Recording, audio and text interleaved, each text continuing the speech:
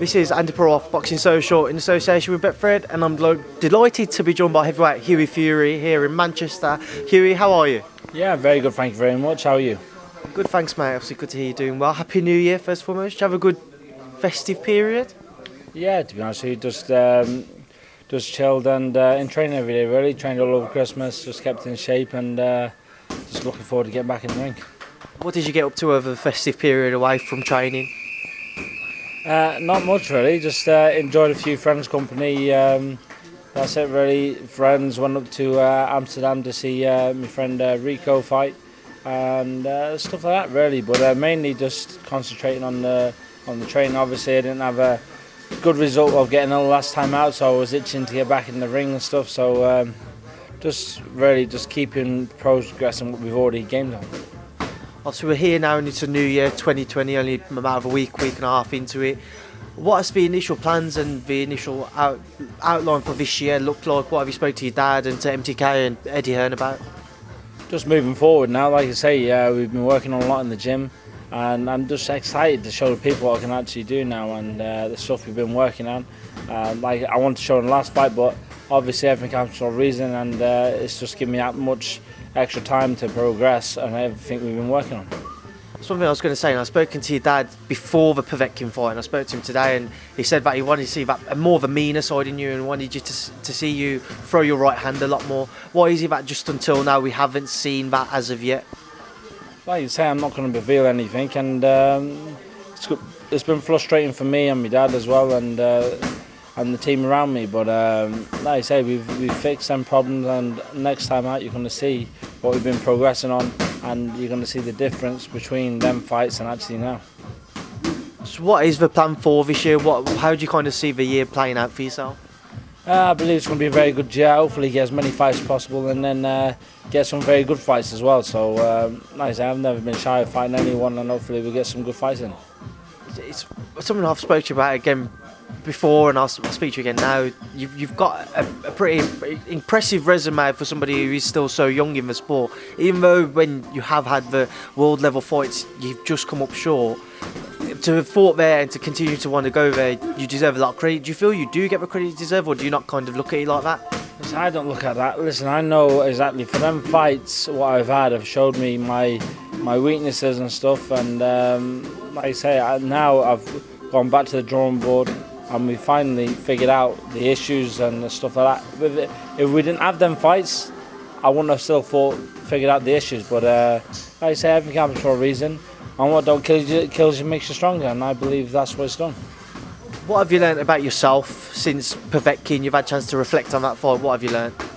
Like I say, there's been a lot to learn. You would have seen it in the last fight, but it is all these downers. They do like thinking up like questions and stuff like that. But we've answered a lot of questions now, and now it's just about getting the fights and just proving it. Have you had any kinds of names thrown at you as for possible opponents? No, like I say, I don't really deal with that side of it. I fight anyone, so we're just main thing is now just getting back out as soon as possible, and then hopefully in the year we'll get some very good fights. Obviously, we anticipate you'll be around for a while longer yet. But with regards to the world scene, obviously Anthony Joshua is going to have to face one of Kubrat Pulev or Alexander Usyk next. If he doesn't vacate, or if he doesn't have to, he'll have to face the other one later on in this year.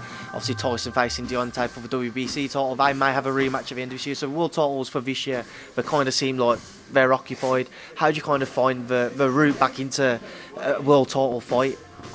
I'm just fighting the best what's around, and like I say, I'm just going to keep proving myself, just getting the right fights, and now it's going to be a different ball game altogether, and you're going to see this.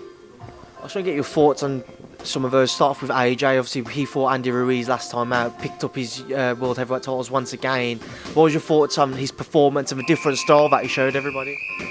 Yeah, listen, he done what he had to do to win. I think Andy Ruiz, I think the money got to him. I believe that, and I said that he's never seen money or anything, and the money's gone straight to his head. He just he had food and everything. He just it wasn't the same fella in there. And Joshua, he done what he done, and he had to move away from him. And like you say, fair play to him. Is that a style that you think we will see more of Anthony Joshua, or we shall see Anthony Joshua use more, or do you think he will go back to maybe looking for more of a dominant style, imposing himself on his opponents? It all depends on fighters, really. What type of fighters you got in front of you. Like the thing with Andy Ruiz, he had slow feet, so that was the way to keep. That was the key to beat him. Anyone with fast feet with Andy Ruiz, it's an easy win. Was you surprised at all with the weights? Obviously, AJ coming in underneath 17 stone, but Ruiz was the main talking point. He came in about a stone and a half heavier than what he was in the first fight, coming in over 20 stone. Was you surprised at that? To be honest with you, that's what I mean. I had a feeling that the money was going to get to him, and he was going to come in heavy as well. So I reckon, it definitely slowed him up big time. He didn't have the same hunger as he did last time. If AJ was to face Kubrat Pulev next, or if that was to be the case, how do you see that fight playing out? Yeah, listen, I believe Pulev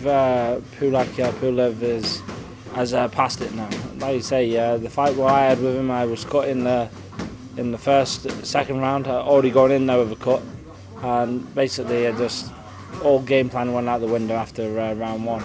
And like you say, I'd love that fight again. And hopefully one day I'll get that fight again. But yeah, I reckon Joshua will probably finish him in probably the later rounds. But yeah, he's a tough, he's an awkward customer. Can never underestimate him. But I reckon probably about 5th round, 5 rounds. And then the other fight that he may have to have is Alexander Usyk to be his WBO mandatory. If that was to be the case, how do you see AJ Usyk playing out? Like you say, that's a tough fight, but that would definitely his toughest fight. Alexander Usyk is a very good fighter, very recommending. But is he as good as in the heavyweight division, especially with the heavier guys? We'll soon find out. Obviously on that card as well, we saw Dillian Whyte return against Marius Vac, somebody you may end up facing in the near future at some point. What was your thoughts on Dillian's performance against Marius? Like you say, Dillian, he wasn't in the best of shape, so you can't really count that as a really. Obviously, we've gone through a hard time, so you can't really class that as one of his good fights. He's been in better shape, a lot better shape than that. So it's one of them. It was just a dust off. Dillian was obviously in line to face Deontay Wilder before this entire situation with UCAD etc. came up. If Deontay was still to be world champion in 2021 and he was to hold the belts, I think February, off the top of my head, is when he'd have to face Dillian Whyte. How do you think Dillian would fare against Deontay Wilder? It's like anyone can do good against Deontay Wilder, but it's how long you can keep it up, because you just got to worry about that one shot. And he's an expert at throwing it, isn't he? He's landing it near enough every time, but it's going to be a very hard fight for him.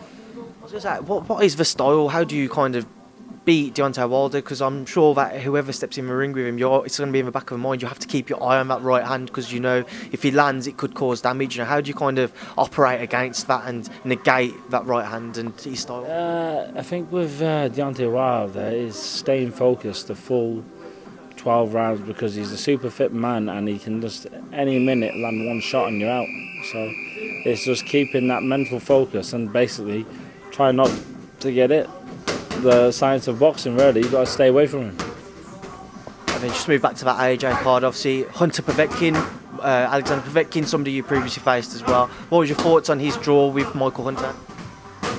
Yeah, again, he had a tough fight. Like I say, I did have Hunter winning it, to be honest with you. But again, he got lucky with the scores, didn't he? So it's one of them, you can't really do nothing about it. It's Povetkin. And I'd like that fight again as well with Povetkin. But again, time will show itself. I was going to say, before I do let you go, if you could map out the perfect 2020 for yourself, what would it be?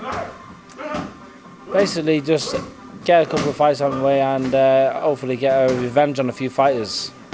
That'd be perfect by the end of the year, or eventually all of them. That's the aim, is getting them. Now find my style, get back in the rhythm of things. I'd definitely like revenge on all fighters. Do you feel any added pressure now going into this year in comparison to previous years, or? No, there's no added pressure, to be honest. I'm actually more comfortable going into this year. I finally figured out a lot of things, and I feel a lot more ease back, and actually looking forward to it. Well, here we are. Appreciate your time. Now I know you've just finished a very tough training session there, so I appreciate your time as always. Thank you for speaking to myself, Boxing Social, and best of luck for the rest of the year. I'll catch up with you soon. Perfect. Thank you very much, and God bless you.